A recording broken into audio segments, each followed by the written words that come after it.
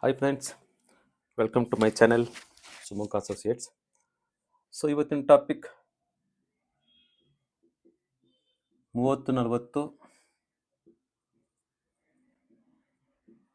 ಪಶ್ಚಿಮ ರಸ್ತೆಗೆ ಸಂಬಂಧಪಟ್ಟ ನಕ್ಷೆ. ನೋಡಿ, ಇಲ್ಲಿ ಲಾಸ್ಟ್ ಟೈಮು ನಾರ್ತ್ ಫೇಸಿಂಗ್ ಮತ್ತು ಈಸ್ಟ್ ಫೇಸಿಂಗ್ ಬಗ್ಗೆ ತಿಳಿಸ್ಕೊಟ್ಟಿದ್ದೆ. ಸೊ ಇವತ್ತು ಪಶ್ಚಿಮ ರಸ್ತೆಗೆ ಸಂಬಂಧಪಟ್ಟ ನಕ್ಷೆ ಬಗ್ಗೆ ಮಾತಾಡೋಣ. ನೋಡಿ, ಇಲ್ಲಿ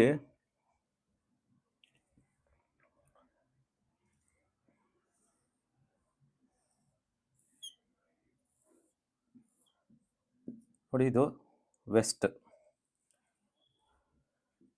ಈಸ್ಟ್, ಸೌತ್ ಹಾಗೂ ಇದು ನಾರ್ತ್.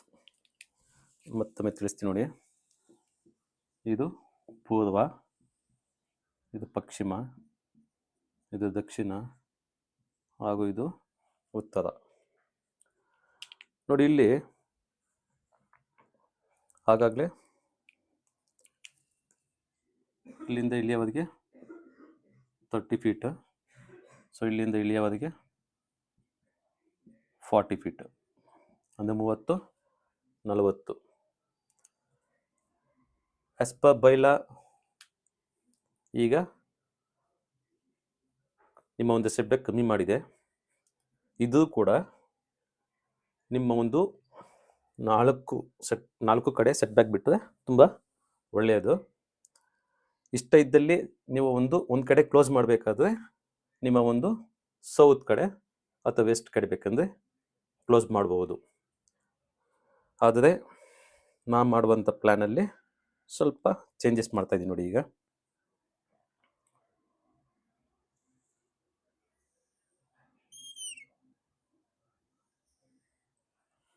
ನೋಡಿ, ಇಲ್ಲಿ ಈಸ್ಟ್ ಕಡೆ 2.5 ಫೀಟ್ ಬಿಡಿ, ಈ ಕಡೆ 2 ಫೀಟ್ ಬಿಡಿ. ಅಂದರೆ ವೆಸ್ಟ್ ಕಡೆ 2 ಫೀಟ್, ಈಸ್ಟ್ ಕಡೆ 2.5 ಫೀಟ್ ಮತ್ತು ದಕ್ಷಿಣದ ಕಡೆ 2 ಫೀಟ್. ಹೇಗಿದ್ದು ನೀವು ನಿಮ್ಮ ಒಂದು ನಾರ್ತ್ ವೆಸ್ಟಲ್ಲಿ ಸ್ಟೇರ್ಕೇಸ್ ಹಾಕುವ ಜಾಗದಲ್ಲಿ ನಿಮಗೆ ಮಿನಿಮಮ್ 6 ಫೀಟ್ ಬಿಡಬೇಕಾಗುತ್ತೆ. ಹಾಗಾಗಿ ನಿಮ್ಮ ಎಂಟೈರ್ ಬಾಲ್ಕನಿ ಮೇಲೆ ಹೋಗಲಿಕ್ಕೆ 6 ಫೀಟ್ ಮಾಡ್ಕೊಳ್ಳಿ. ಸೊ ಅದೇ 6 ಫೀಟು ನಿಮಗೆ ಸ್ಟೇರ್ಕೇಸ್ಗೆ ಯೂಸ್ ಆಗುತ್ತೆ. ನೋಡಿ, ಇಲ್ಲಿ ನಿಮ್ಮ ಒಂದು ಸ್ಟೇರ್ಕೇಸ್ ಮಾಡಿದ್ದೀನಿ. ಇದನ್ನು ನೀವು ಸ್ಟಿಲ್ಟ್ ಫ್ಲೋರ್ ಅಂತ ತಿಳಿದುಕೊಳ್ಳಿ. ಇಲ್ಲಿ ಏನಾಗುತ್ತೆ, ಕೆಲವೊಮ್ಮೆ ಈಗ ಆಸ್ ಪರ್ ಬೈಲಾಗೆ ಎಂಟೈರ್ ಫುಲ್ ಪಾರ್ಕಿಂಗ್ ಕೊಟ್ಟು ಮೇಲೆ ಗ್ರೌಂಡ್ ಫಸ್ಟ್ ಸೆಕೆಂಡ್ ಅಂತ ಕಟ್ಕೊತಾರೆ, ಹಾಗೂ ಮಾಡ್ಬೋದು. ಬಟ್ ಇಲ್ಲಿ ಬರೀ ಜಸ್ಟ್ ಗ್ರೌಂಡ್ ಫ್ಲೋರ್ ತೋರಿಸೋ ಬದಲು ನಿಮಗೆ ಸ್ಟಿಲ್ಟ್ ಅದ ಮೇಲೆ ಗ್ರೌಂಡ್ ಫಸ್ಟ್ ಸೆಕೆಂಡು ನಿಮ್ಮ ಇಷ್ಟಪಟ್ಟ ರೀತಿಯಲ್ಲಿ ಕಟ್ಕೊಳ್ಳಿ. ನೋಡಿ, ಇಲ್ಲಿ ಈ ಒಂದು ಜಾಗದಲ್ಲಿ ನೀವು ಎಂಟೈರ್ ಫುಲ್ಲು ಪಾರ್ಕಿಂಗ್ ಮಾಡ್ಕೊಬೋದು. ಅಥವಾ ನನಗೆ ಇಲ್ಲಿ 1 BHK ಬೇಕು ಅಂದರೆ ಯಾವುದೇ ಕಾರಣಕ್ಕೂ ನಿಮ್ಮ ಒಂದು ನಾರ್ತ್ ಈಸ್ಟ್ ಇಲ್ಲಿ ಬ್ಲಾಕ್ ಮಾಡಬಾರ್ದು ಮನೆ. ಇದು 1 BHK ಕಟ್ಟಿಕೊಡೋದು. ಹಾಗಾಗಿ ನಿಮಗೆ 1 BHK ಬೇಕು, ರೆಂಟ್ ಬಿಡಲಿಕ್ಕೆ ಬೇಕೇ ಬೇಕು ಅಂತಂದರೆ ನೀವು ಎಂಟೈರ್ ಸ್ಟಿಲ್ಟನ್ನು ಫುಲ್ಲು ಪಾರ್ಕಿಂಗ್ ಕೊಟ್ಬಿಡಿ. ನಿಮ್ಗೇನದು ಸ್ಟಿಲ್ಟ್ ಫ್ಲೋರ್ ಮಾಡಲ್ಲ, ಜಸ್ಟ್ ಗ್ರೌಂಡ್ ಫ್ಲೋರ್ ಮಾಡ್ತೀನಿ ಅಂತಂದರೆ ನಿಮ್ಮ ಒಂದು ನೋಡಿ, ಈ ಜಾಗದಲ್ಲಿ ಈ ಪೋರ್ಷನಲ್ಲಿ ಮನೆಯನ್ನು ಕಟ್ಕೊಳ್ಳಿ. ಸ್ಟಿಲ್ಟ್ ಅಂದರೆ ಕೆಳಗಡೆ ಫುಲ್ ಪಾರ್ಕಿಂಗ್ ಮಾಡಲ್ಲ, ಅರ್ಧ ಜಾಗ ಕಟ್ಕೊತೀವಿ ಅಂತಂದರೆ ನಿಮ್ಮ ಒಂದು ಎಂಟೈರ್ ಮನೆಯ 1 BHK ಏನದು ರೆಂಟಿಗೆ ಬಿಡಬೇಕು, ನನಗೆ 1 BHK ಕೆಳಗಡೆ ಬೇಕು ಅಂದಾಗ ಈ ರೀತಿಯ ಪೋರ್ಷನನ್ನು ಕವರ್ ಮಾಡ್ಕೊಳ್ಳಿ. ಇದನ್ನು ಎಂಟೈರ್ ಫುಲ್ ಪಾರ್ಕಿಂಗ್ ಬಿಡಿ, ಈ ಅರ್ಧ ಭಾಗ. ಇಲ್ಲ ನನಗೆ ನಿಮಗೆ ಫುಲ್ ಪಾರ್ಕಿಂಗ್ ಬೇಕಂದರೆ ಹೀಗೆ ಇಟ್ಕೊಳ್ಳಿ. ಆಗ ಅದು ಸ್ಟಿಲ್ಟ್ ಫ್ಲೋರ್ ಆಗುತ್ತೆ, ಅದು ಗ್ರೌಂಡ್ ಫ್ಲೋರ್ ಆಗಲಿಕ್ಕೆ ಸಾಧ್ಯ ಇಲ್ಲ. ಸೊ ಬನ್ನಿ ನೆಕ್ಸ್ಟ್ ಏನಂತ ನೋಡೋಣ. ನೋಡಿ, ಇಲ್ಲಿ ಸಾಮಾನ್ಯವಾಗಿ ನಿಮ್ಮ ಒಂದು ನಾರ್ತ್ ಈಸ್ಟ್ ಈಶಾನ್ಯ ಮೂಲೆ ಏನಂತೀವಿ, ನಿಮ್ಮ ಒಂದು ಸಂಪ್ ಬರುವಂಥ ಜಾಗ. ಹಾಗಾಗಿ ಈ ಜಾಗದಲ್ಲಿ ಒಂದು ಸಂಪ್ ಮಾಡಿ ನಿಮ್ಮ ಒಂದು ಪಾರ್ಕಿಂಗ್ ವ್ಯವಸ್ಥೆಯಲ್ಲಿ ಫುಲ್ಲು ಸ್ಟಿಲ್ಟ್ ಅಂತ ಹೇಳಿದ್ದಕ್ಕೆ ನಾನು ಮಾಡುವಂಥ ರೀತಿಯಲ್ಲಿ ಇದು ಫುಲ್ ಪಾರ್ಕಿಂಗ್ ಆಗಿರುತ್ತೆ. ನಿಮ್ಮ ಒಂದು ನಾರ್ತ್ ವೆಸ್ಟ್ ಆ್ಯಸ್ ಯೂಶುವಲ್ ಆಗಿ ನಿಮ್ಮ ಒಂದು ವಾಯುವ್ಯದ ಕಡೆಗೆ ಸ್ಟೇಕೇಜ್ ಹಾಕಿ ಹತ್ತುವ ರೀತಿ ನೋಡಿ. ಈ ರೀತಿ ನಿಮ್ಮ ಒಂದು ಆ್ಯಂಟಿ ಕ್ಲಾಕ್ ವೈಸ್ ಹತ್ತೋದು ಚಿಂತೆ ಇಲ್ಲ, ಅದು ಒಳ್ಳೆಯದೇ. ನೋಡಿ, ಇಲ್ಲಿ ಮೇಲೆ ಬಂದಿದ್ದ ತಕ್ಷಣ ನೀವು ಪಾರ್ಕಿಂಗಿಂದ ಮೇಲೆ ಬಂದ ತಕ್ಷಣ ಇಲ್ಲಿ ತಿರುಗಿದಾಗ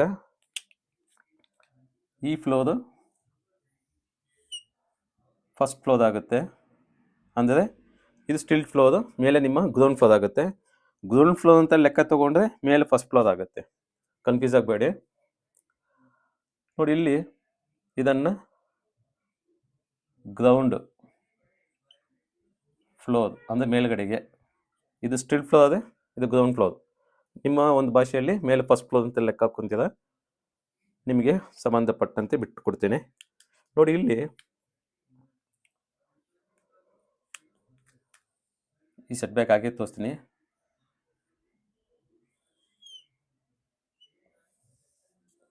ನಿಮ್ಮ ಸೆಟ್ ಬ್ಯಾಕ್ ಆಗಿರಲಿ, ಇದು 2.5 ಏನಿದೆ ಆಗಿದೆ, ಇದು 2 ಫೀಟ್ ಆಗಿದೆ, ಇದು 2 ಫೀಟ್ ಆಗಿದೆ, ಮತ್ತು ಇದು ನಿಮ್ಮ ಒಂದು 6 ಫೀಟ್ ಆಗಿದೆ.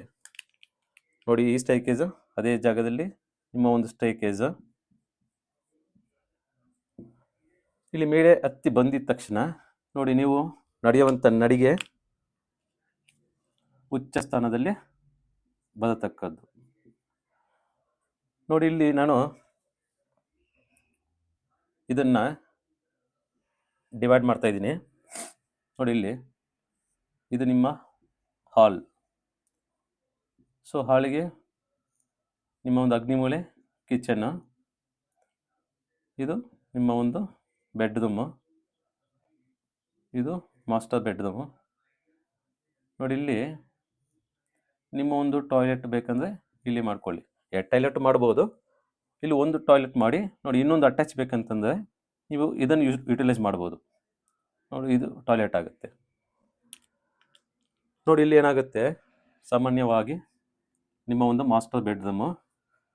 ಸೊ ಮೇನ್ ಎಂಟ್ರಿ ಸಿಂಹದ್ವಾರ ಅಥವಾ ನಿಮ್ಮ ಒಂದು ಮುಖ್ಯ ದ್ವಾರ ನಾರ್ತ್ ಈಸ್ಟ್. ನೋಡಿ, ಇದು ನಿಮ್ಮ ಒಂದು ಸಿಂಹದ್ವಾರ. ಹಾಗಿದ್ದ ತಕ್ಷಣ ಇದು ಒಂದು ಹಾರ್ಚ್ ಅಂತ ಇಟ್ಕೊಳ್ಳಿ. ಇದು ನೀ ಕಿಚನಿಗೆ ಹೋಗುವಂಥ ಎಂಟ್ರೆನ್ಸು. ಸೊ ಆ್ಯಸ್ ಯೂಶುವಲ್ ನಿಮ್ಮ ಒಂದು ಟಾಯ್ಲೆಟಿಗೆ ನಾರ್ತ್ ಈಸ್ಟಲ್ಲಿ, ಅಂದರೆ ಟಾಯ್ಲೆಟಿನ ನಾರ್ತ್ ಈಸ್ಟ್ ಈಶಾನ್ಯ ಮೂಲೆಯಲ್ಲಿ ಒಂದು ಡೋರ್ ಇಟ್ಟಿದ್ದೀನಿ. ಇದು ಕಾಮನ್ ಟಾಯ್ಲೆಟ್. ಮತ್ತು ನಿಮ್ಮ ಒಂದು ಬೆಡ್ರೂಮ್ಗೆ ನಾರ್ತ್ ಈಸ್ಟಲ್ಲಿ ಮತ್ತೊಂದು ಡೋರು ಬೆಡ್ರೂಮ್ಗೆ ಎಂಟರ್ ಆಗಲಿಕ್ಕೆ. ಈ ಬೆಡ್ರೂಮ್ಗೆ ನೋಡಿ, ಬೆಡ್ರೂಮ್ನ ಸೌತ್ ಈಸ್ಟ್ ಅಂದರೆ ಆಗ್ನೇಯ, ಅಂದರೆ ಈ ಬೆಡ್ರೂಮಿನ ಆಗ್ನೇಯ ಮೂಳೆಗೆ ಒಂದು ಎಂಟ್ರಿ ಕೊಟ್ಟಿದ್ದೀನಿ ಡೋರು. ಮತ್ತು ಮಾಸ್ಟರ್ ಬೆಡ್ರೂಮಿಂದ ಈ ಟಾಯ್ಲೆಟ್ ಬರಲಿಕ್ಕೆ ಸೌತ್ ಈಸ್ಟಲ್ಲಿ, ಅಂದರೆ ಟಾಯ್ಲೆಟ್ನ ಸೌತ್ ಈಸ್ಟ್ಗೆ ಒಂದು ಡೋರ್ ಕೊಟ್ಟಿದ್ದೀನಿ. ಪ್ರತಿಯೊಂದು ಡೋರು ಎಲ್ಲವೂ ಉಚ್ಚ ಸ್ಥಾನದಲ್ಲಿದೆ. ಆಲ್ಮೋಸ್ಟ್ ನಾನು ಹೇಳ್ದಂಗೆ ಆಲ್ಮೋಸ್ಟ್ ಡೋರನ್ನು ಕರೆಕ್ಟಾಗಿ ಇಡೋದನ್ನು ತಿಳ್ಕೊಳ್ಳಿ. ಆದ ನಂತರ ನಿಮ್ಮ ಒಂದು ಪೂಜಾ ರೂಮ್, ಲಾಸ್ಟ್ ಟೈಮ್ ಸುಮಾರು ಜನ ಕೇಳ್ತಾರೆ ಪೂಜಾ ರೂಮ್ ಎಲ್ಲಿ ಬರಬೇಕು ಅಂತ, ಅದಕ್ಕೆ ಇನ್ನೊಂದು ಟಾಪಿಕ್ ಮಾಡ್ತೀನಿ ನೆಕ್ಸ್ಟ್ ಟೈಮಲ್ಲಿ. ನೋಡಿ, ಇಲ್ಲಿ ಈ ಮನೆಯ ನೋಡಿ, ಇದು ಪೂಜಾ ರೂಮು, ಇದು ಪೂಜಾ ರೂಮು. ಇದರ ಎಂಟ್ರಿ ಬಂದು ನೋಡಿ ಹೀಗೆ ವೆಸ್ಟ್ ಫೇಸಿಂಗು. ವೆಸ್ಟ್ ಫೇಸಿಂಗ್ ನಿಂತು ನೀವು ನೋಡಿ, ನಿಮ್ಮ ಏನಂತದೆ, ಇದು ಈಸ್ಟಿಗೆ ಮುಖ ಮಾಡಿ ಪೂಜೆ ಮಾಡಲಿಕ್ಕುಂಟು. ಇದು ಪೂಜೆ ಆದ ತಕ್ಷಣ, ಬಟ್ ಇದು ಕುತ್ತು ಬರಬಾರದು. ಇದು 3.5 ಟೋರ್ ಅಂದರೆ ಇದು ನಿಮ್ಮ ಒಂದು ಪೂಜಾ ರೂಮು ಈ ಗೋಡೆ ಇಲ್ಲಿಂದ ಇಲ್ಲಿಯವರೆಗೆ 4 ಅಡಿ ಮಾಡಿ, ಅಥವಾ ಎಕ್ಸಾಕ್ಟ್ 3 ಅಂತೆ ಮಾಡಿ. ಬಟ್ಟು ಆವಾಗ ನಿಮಗೆ ಈ ಕುತ್ತು ಅವಾಯ್ಡ್ ಆಗುತ್ತೆ. ಆದ ತಕ್ಷಣ ನೋಡಿ, ಇಲ್ಲಿ ಏನಾಗುತ್ತೆ, ನಿಮ್ಮ ಒಂದು ಕಿಚನ್ ಪ್ಲ್ಯಾಟ್ಫಾರ್ಮ್, ಇಲ್ಲಿ ನಿಮ್ಮ ಒಂದು ಕಿಚನಿನ ನಾರ್ತ್ ಈಸ್ಟ್ ಈಶಾನ್ಯ ಮೂಲೆಯಲ್ಲಿ ಸಿಂಕ್, ಕಿಚನಿನ ಸೌತ್ ಈಸ್ಟ್ ಸ್ಟವ್, ಮತ್ತು ಹಾಲ್ಗೆ ನಿಮ್ಮ ಒಂದು ಸೋಫಾ ಹಾಕಲಿಕ್ಕೆ ನೋಡಿ ಈ ಜಾಗವನ್ನು ಯುಟಿಲೈಸ್ ಮಾಡಿ, ಮತ್ತು ಬೆಡ್ರೂಮ್ನ ಈ ಜಾಗವನ್ನು ಯುಟಿಲೈಸ್ ಮಾಡಿ, ಅಂದರೆ ಸಾರಿ ನಿಮ್ಮ ಹಾಲಿನ ವೆಸ್ಟ್ ಭಾಗದಲ್ಲಿ ಯೂಸ್ ಮಾಡಿ. ಆದಷ್ಟು ಈ ಸೋಫಾವನ್ನು ನಿಮ್ಮ ಒಂದು ವೆಸ್ಟ್ ಸೌತಲ್ಲಿ ಹಾಕೋದು ಒಳ್ಳೆಯದು.